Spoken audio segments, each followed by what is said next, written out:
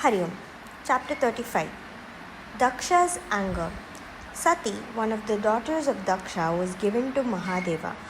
Once the great yajna by the name Brahmasatra was being performed by Marichi and other great rishis. All the great sages, devas, and other denizens of the heaven were present. While the yajna was in progress, Daksha Prajapati entered the Yagashala. He was glowing like the sun, and the Yagashala was lit up by his magnificent presence. Such was his glory that all the rishis stood up as one man and honored him. Only two did not stand up and pay him the respect which had been paid by others. One was Brahma and the other was Mahadeva. Daksha went to the presence of his father Brahma, fell at his feet, took the dust of them on his head. With the permission of Brahma, Daksha sat down. He was very angry with Mahadeva since he did not join the others in honoring him. He could not brook this insult. With his eyes copper red with anger, Daksha said, Brahma Rishis are all assembled here, and in the presence of all of you, this man has insulted me. He took the hand of my beloved daughter in marriage, and I gave her to him. And so it follows that he has to pay me respect. I am in the position of a guru to him, but he does not seem to know even the rudiments of decorum. He is puffed up with ego. He did not even talk to me with respect when I entered.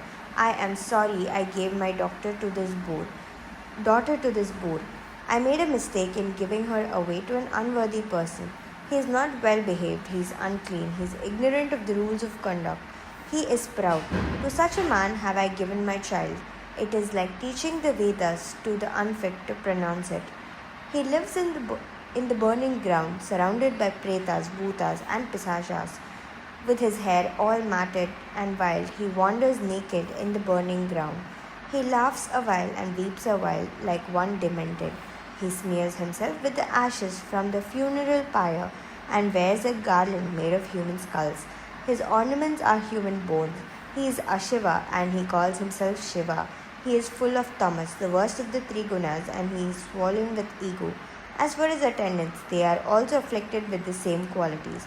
My father Brahma asked me to give my sati to him, and so I gave her to him. I regret it now. Daksha took water in his hand and began to curse Mahadeva. He said, This Mahadeva, the worst of all gods, will not receive any more a share of the yajnas, like Indra, Upendra, and other gods do. Having cursed Mahadeva, Daksha did not tarry there even for a moment more. He went back to his home. Nandikeshwara, the ardent bhakta of Mahadeva, was very angry with Daksha, who had treated his lord so badly. The slight to his master was too much. He got up and said, This Daksha is a fool. He thinks so highly of himself that he has forgotten who Mahadeva is. A man who can be so ignorant of the true nature of Mahadeva is really unfortunate. He will from now, stray away from the grace of the Lord. He is no better than an animal which lives only for the gratification of its hunger and thirst. Daksha is therefore like a goat who has no intelligence. He will hereafter have the head of a goat. As for the rishis who were silent when Daksha pronounced the curse on Mahadeva, they will all suffer for this. These many followers of Daksha will hereafter go through the cycles of births and deaths. They will forget their real selves and their minds will be turned away from the Brahman. They will become engaged in the tasks associated with the worldly desires and the gratification of them. They will get so much involved in the rituals that they will lose their love for discipline, tapas. They will become susceptible to flattery, and with their minds clouded by ignorance, they will get involved in the worldly things. They will have to beg for their food. This is the curse I pronounce on the supporters of Daksha. Bhrigu, the chief of rishis assembled there, was beside himself with anger at the words of Nandikeshwara. He said, I curse the followers of Mahadeva.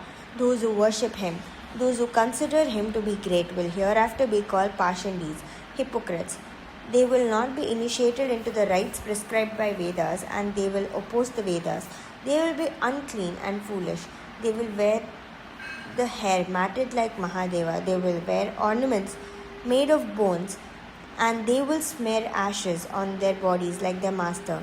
They will drink sura, Since they have condemned the Vedas, which form the basis of the 4 ashramas and that of the society, they will move in a world indifferent to the rules of the society. They will earn the contempt of the world of men because of their nefarious methods with which they perform worship. They will form a religion which has for its goal the slighting of Vedas. The worshippers of Mahadeva will be beyond the pale of men who have all these many years worshipped the Vedas, who have followed the path laid out by the sadhus, who have realized that Narayana is the soul of the Vedas and therefore Vedas have to be worshipped. The Pashandis will be afflicted by the lowest of 3 gunas, Tamoguna. Mahadeva, who was sitting silently all this while, got up and with a sad look on his face, walked out of the Yajnashala followed by his adherents. The Satra Yoga came to a conclusion after the 1,000 years set apart for the performance.